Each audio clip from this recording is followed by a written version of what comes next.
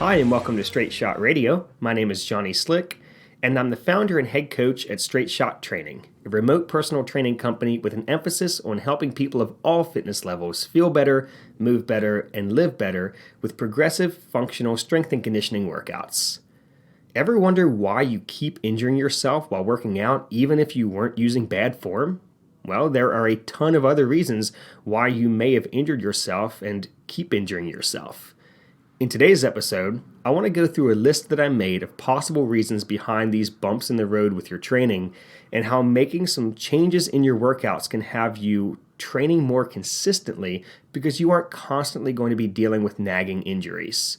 Let me be clear before starting this though, because this list is kind of long. There are actually a lot of ways that you can screw up your training, but what I don't want this to turn into is something that instills kinesiophobia in you or the fear of movement. I don't want you to think, well, if I have to do all of these things just to not get hurt, I'd rather not work out at all. To that, I would say two things. One, I'd rather have the minor aches and pains that come from being physically active than face the harsh health consequences that come from a sedentary lifestyle. And two, I want you to use this list today as a troubleshooting guide to some possible factors in your injury. This is not a list of do's and don'ts. Everyone's different. Everyone needs to find out what works for them in their exercise program. I just want to give you some guidance, so maybe there's something in here today that makes you go, oh, I didn't think of that. Maybe that's why I keep getting hurt. Again, please don't let this overwhelm you. And I hope that through this episode, I can help you keep yourself safe while you're training so you can spend more time making progress and less time rehabbing injuries. Really quick before we start though, as we go through this list, you're going to hear a lot of reasons that you're getting injured that can be worked on by working with a qualified and experienced coach. Even just a couple of sessions with one of my coaches or a short program from them can go miles towards improving your movements. We hear it all the time with our athletes. They feel better and they can do so much more after working with us. And it's one of the things that we're most passionate about. We want to help you do the things that you love to do and not get hurt while doing them. So if you are ready to experience what working with a Straight Shot Training coach is like, head over to straightshottraining.com and click on Request a Coach to get started. All right, let's get to the bottom of why you keep getting injured while training.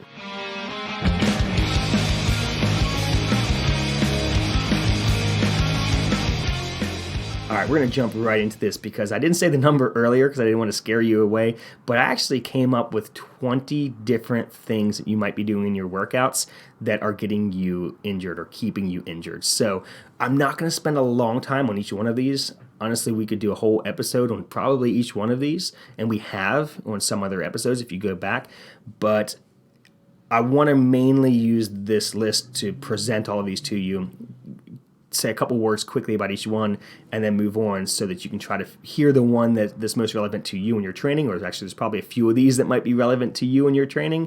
And then if you want to talk more about it, shoot me a message, Johnny, Jonny, at straightshottraining.com, or find me on social media using the handle at straightshottraining. So thing number one here on our list of things that might be injuring you or having you get injured while you're training is you're skipping your warm-up. You're not warming up properly, especially if you're somebody who does not have an active job and you're sitting around a lot. You're going in and you haven't moved much all day, and then you're throwing weight on the bar and you're not progressively warming up, and all of a sudden you've shocked your body with all of this weight. It's not ready to handle all of that weight, and things go wrong at the bottom of a squat. I'm sure a lot of you have experienced that before. So the warm-up is going to be very individual. You need to find what works for you and what works for the activity that you are doing, and make sure that you really prioritize that warm-up. Maybe start by overly warming up, spending some extra time in the warm-up, and then figure out, okay, this warm-up is taking me a little too long. What do I really need to do? What are the 2-3 things I really need to do to prime my body to get ready for this activity? The second thing on our list here that may be part of why you're getting injured has to do with your warm-up a lot of times, and that's you're neglecting the small muscles, the stabilizer muscles around the joints. You're neglecting this in your training, and it's having you perform poorly on your heavy lifts because the joint stabilizers are not able to do their job. The big muscles take over, and you end up kind of torquing your body into weird positions because you're not able to control the weight as you're moving with it. And this can be something that's done in your warm-up to kind of prime those muscles and get you used to, how your shoulder blade is supposed to move on an overhead press, how it's supposed to move on a bench press, how your hips need to move to keep your knees, in line with your feet when you are squatting, how to warm up your feet so your arches can support you while you're squatting or lunging or deadlifting. Doing those things in the warm-up are great to kind of prime your body for whatever movement you're doing. But also, if you really need to work on something, like if your knees are always caving in your squats, or if you really have weak muscles around your shoulder blades, at the end of the workout, go ahead and hammer those small muscles again and really spend some time working on those stabilizer muscles that are going to keep you safe while you're working all the big, sexy muscles. Now, number 3 on our list here, you might be using bad form or poor mechanics. And I said before in the intro that maybe you got hurt even though you were using good form. Well, I would revisit your form. There have been times in the past where I thought my form was awesome on something until I really broke the movement down, started doing it with lighter weights, started listening to other coaches, physical therapists, trying to clean up my form, and I realized, oh, this is what I was doing. I was doing X, Y, or Z, and I wasn't holding myself tight at the bottom of my squat, and that was causing this, and that's why I kept getting these lower back injuries. This is a long time ago. Actually, there's a podcast and a blog about this that you can check out over at straightshottraining.com. So once I started prioritizing my working these small muscles, warming up better, and revisiting my form, doing our first 3 things here on our list, I stopped having those issues and my squat max went through the roof. And it really, really helped me, and I stopped getting injured with it. One thing that's going to really hurt you, though, if you have bad form, is moving too fast. So if you have bad form and the weights are light enough, it's really not gonna hurt you. You need to learn how to use good form. But in the beginning, if you're trying to learn something new and you're not sure about your form, just move slow, use light weights, and if it feels bad, it's probably not something that your body likes to do. If you are moving fast and you're going heavy, that's when problems arise with poor mechanics or poor form. And I know that there's this big thing on Instagram right now and all over social media where physical therapists are really, really critiquing people's movement, like to the nth degree. And I know there's a place for that, but I think with new exercisers, it really scares them off. And so I want people to be comfortable coming to the gym and being comfortable with, learning how to squat, learning how to overhead press without thinking that they're going to blow up their shoulder or blow up their hip or their knee if their form is off by, 10 degrees. Okay, it's not going to make that big of a difference until you start really going heavy and really training a lot. That's kind of stuff is going to mess you up. Absolutely work on your form, but slow things down and go light, and you're going to stay safer while you're learning how to do those movements correctly, and then add weight after that. But it's one of the big things I have against classes that are heart rate based and competition based fitness is that it's all about moving fast and it's all about moving heavy weights, and form really falls to the wayside on this, and it's a reason why a lot of people get hurt doing those types of classes and sports. The next thing on our list here is you're always lifting heavy. If you are constantly lifting heavy, even if you have good form, your body can only handle so much load like that. You have to give your body periods of time where it's lifting lighter weights. Now, this could be something where you have heavier days and lighter days, like daily undulating periodization, like we talked about a couple podcasts ago, or something where you have 6 weeks of heavy lifting and then 6 weeks of lighter lifting and then 6 weeks of higher reps and then 6 weeks of lower reps going back to heavy weights, something where you have that periodization where your body gets a break from doing one type of training all the time. If you're always lifting heavy all the time, your body is not going to get a chance to actually recover, and you're not actually going to get that strong if you're constantly lifting heavy. You can't just hit a 1 rep max every time you go in the gym forever. It's not how that works. Next thing on our list here is, are you performing the same movements over and over again? And this is in and out of the gym. This is called repetitive overuse. If you are constantly, and this happens with people who play a sport like throwing sports, like baseball, where you're constantly moving your arm in that motion hundreds and hundreds, thousands of times over the course of a season, That's why you see so many shoulder injuries, even though they have really good mobility in their shoulders. Baseball pitchers have great mobility in their shoulders. That's why they're able to do what they do. But if you're constantly overusing something, the muscle doesn't have time to recover, and you end up having those soft tissue issues. So whether it's you playing a sport or you lifting a weight in a gym, or if you have a job where you're constantly doing the same motion over and over again, and you go into a gym and your body is twisted off to one side because you're a package handler and you've only been twisting one direction all day long, and you go to do an exercise and you go to twist in the other direction and you pull something, well, it wasn't the thing in the gym that injured you. It was the stuff that you were doing outside the gym. I'm getting a little bit ahead of myself because that's actually down on the list later. We'll revisit that. But performing the same movements over and over again, or repetitive overuse, is another reason why you might be getting hurt in the gym. Next thing on our list here, you might not be resting long enough in between your sets, or you might only be doing circuits. And this is going to, see, we're kind of building on it, or some of these are building on each other as we go down the list.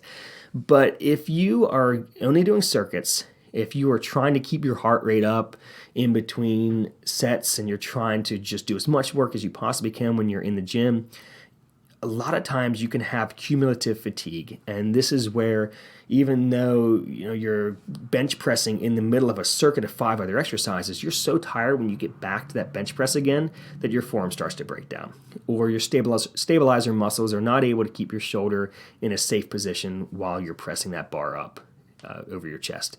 And that lack of rest in between your rounds or in between your sets is what's going to lead to that fatigue that eventually has you doing something dumb.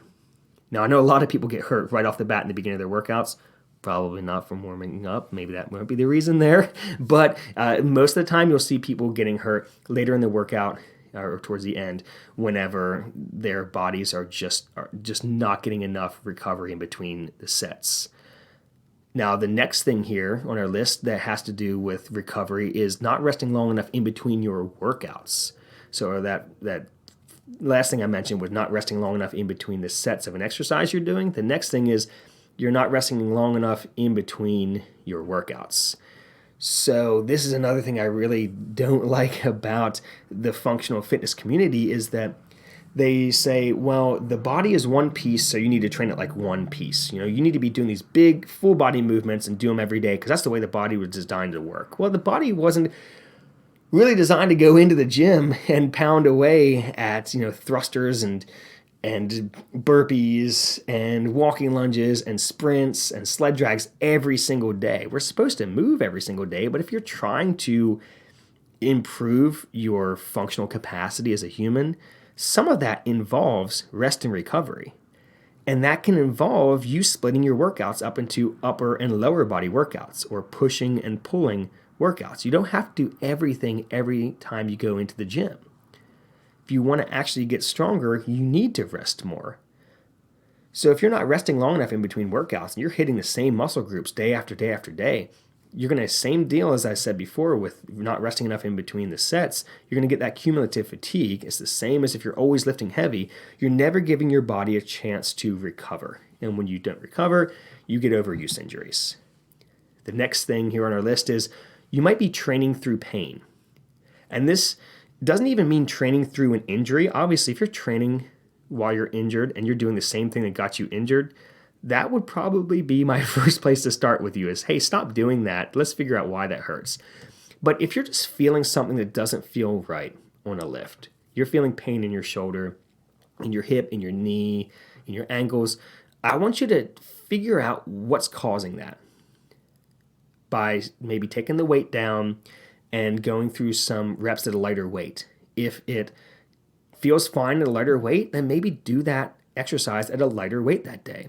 If it still doesn't feel good at a lighter weight, then switch it up and work that muscle a different way, in a way that doesn't hurt. Be flexible with how you're training. If something doesn't feel good, and I mean, like, this isn't, oh, well, my hips felt tight on a squat. We're talking like my knee, I feel this sharp pain in my knee today when I'm squatting.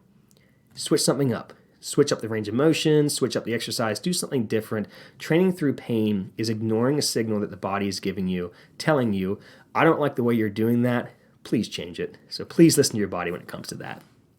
Next on our list here is muscular imbalances.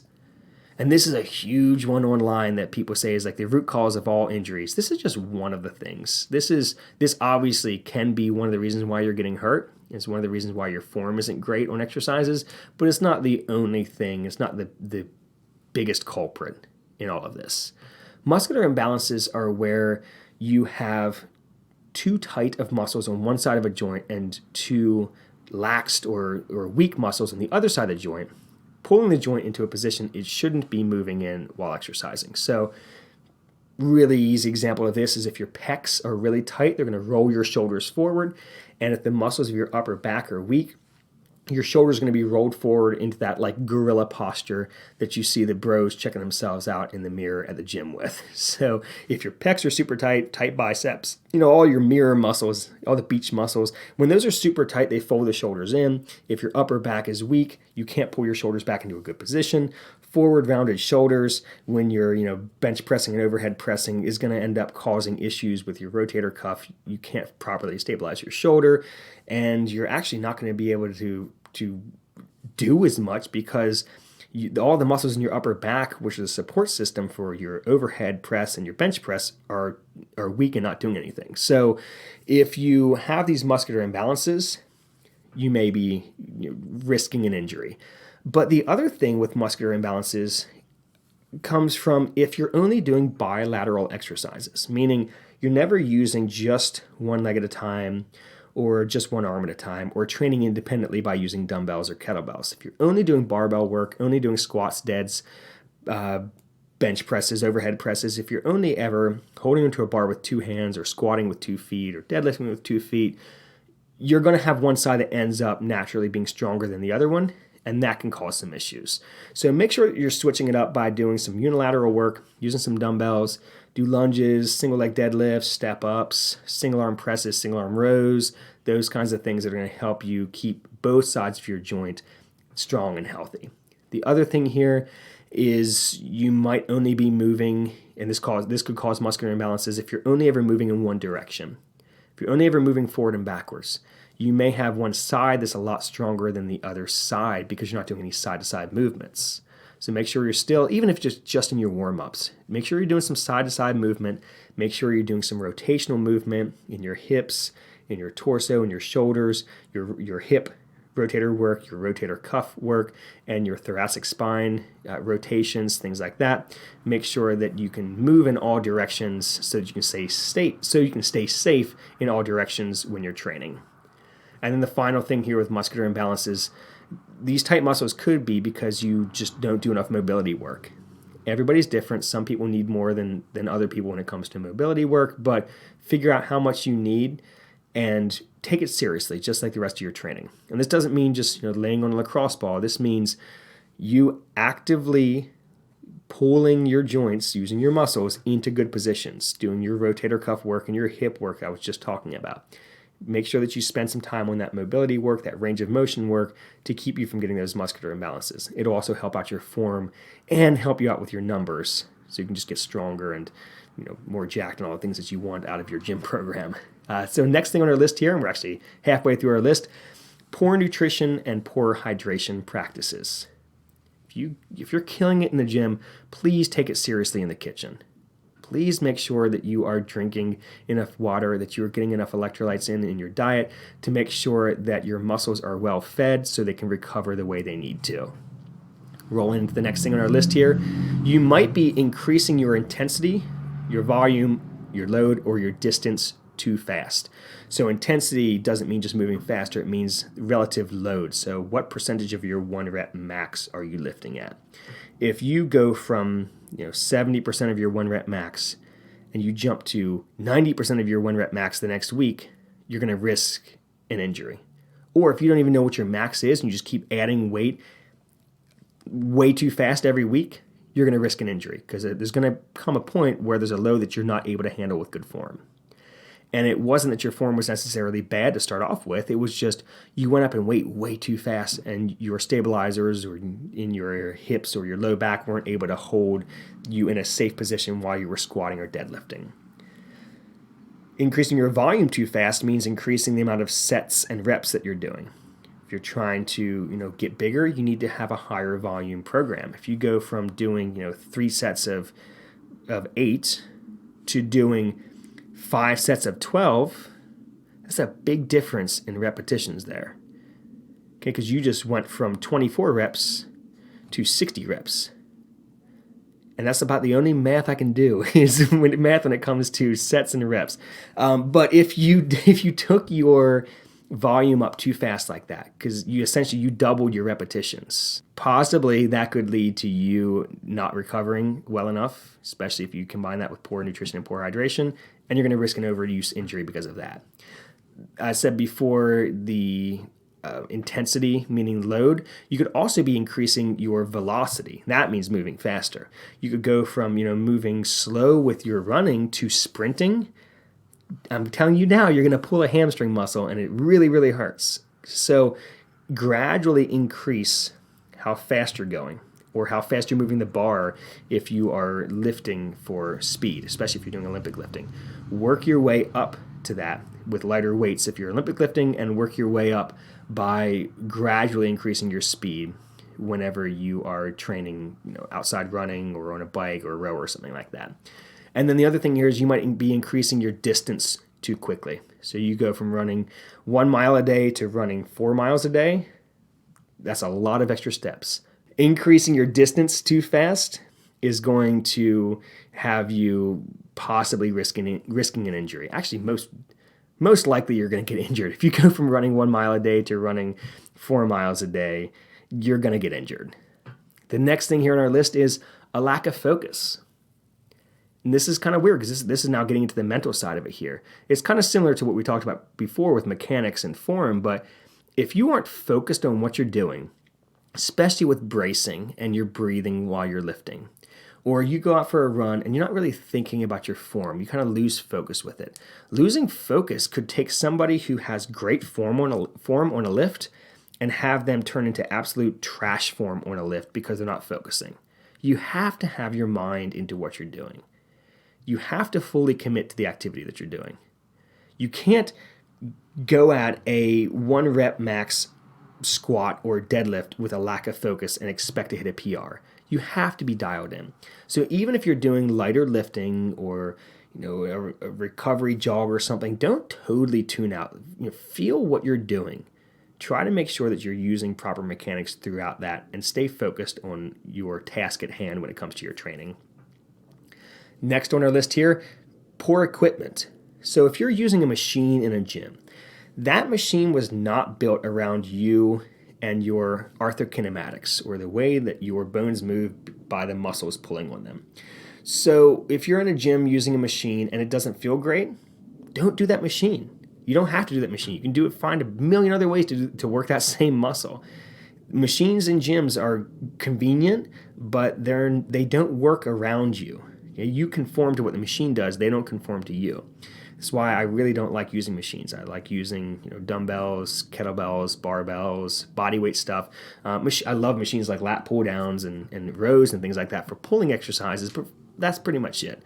Although leg extension and leg curl are pretty cool too if they feel good. But there are some machines like fly machines and shoulder press machines and leg press machines that just don't feel good for certain people, and you just shouldn't do them. They're just not a great fit for your body. That's what I'm trying to get at here. The other thing with poor equipment is your shoes. If you're running and you do not have the correct shoes for your feet and the type of running that you're doing, you're going to risk an injury there.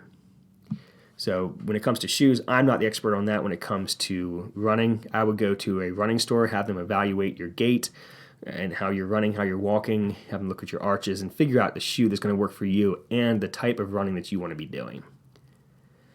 Next on our list here is performing exercises that you shouldn't be doing. Now, I don't think that there are bad exercises. I used to think there are certain exercises that no one should do, and now I've changed my tune a little bit when it comes to that. I don't think that there are bad exercises. I just think that there are some that are better suited for different bodies than others, and that some exercises have a higher risk versus reward to them. And I would say, well, why are you doing that exercise? It's not necessarily bad, but at a certain load and a certain velocity, maybe it is.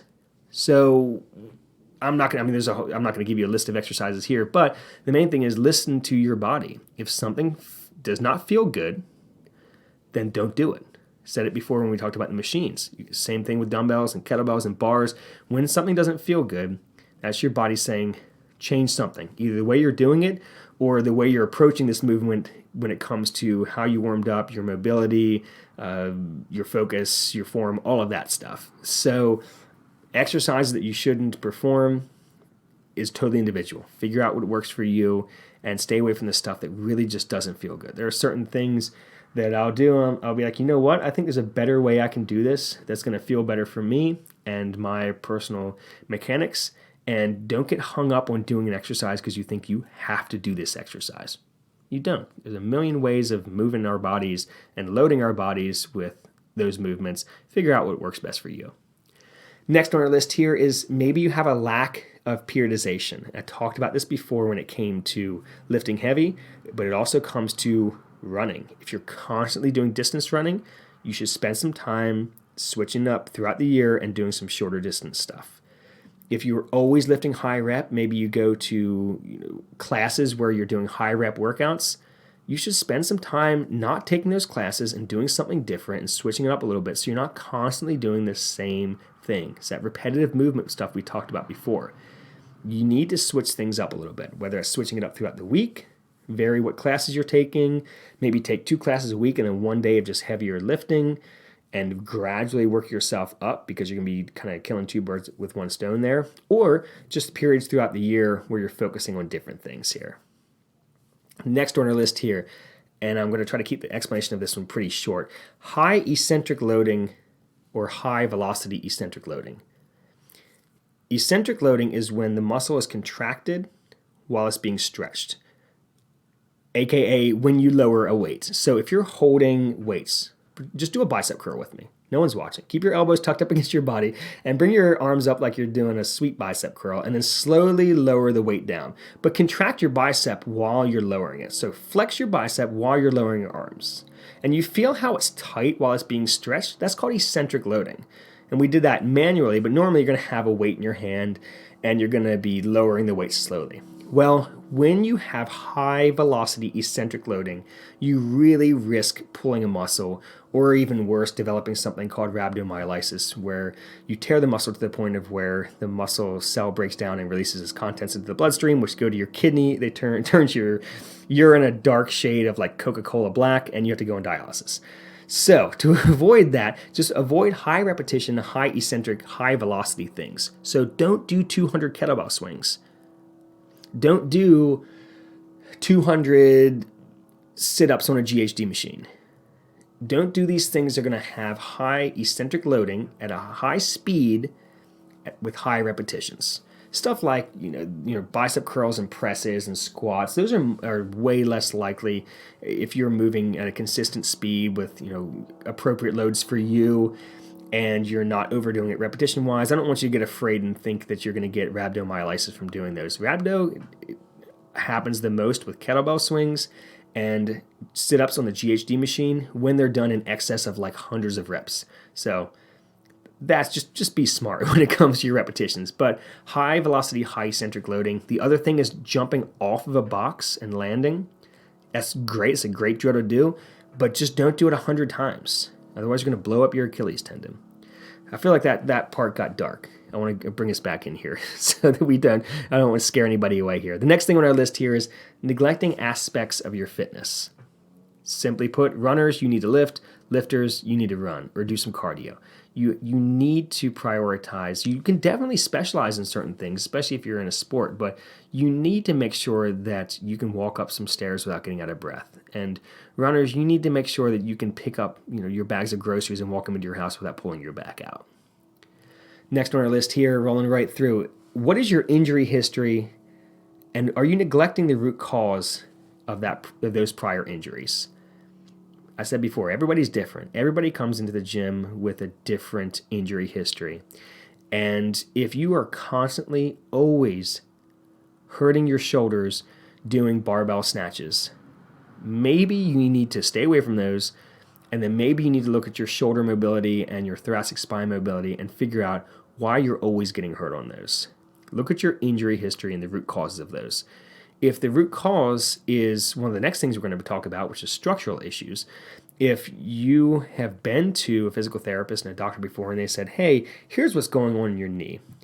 This happened when you had that skiing accident, and now, until you're ready to get a knee replacement, it's really not going to be great for you to squat super, super low with heavy weights. Okay? Take that in and take that seriously and recognize that you might need to alter what you're doing because of your injury history, whether it's an injury training or an injury from something else. Take that into consideration with your training. That ties in with the next thing we're talking about here with structural issues or serious soft tissue issues. If you have a torn rotator cuff, you have a torn meniscus, you have torn labrum, you have, whatever the structural issue might be. This is not an immediate death sentence to your movement.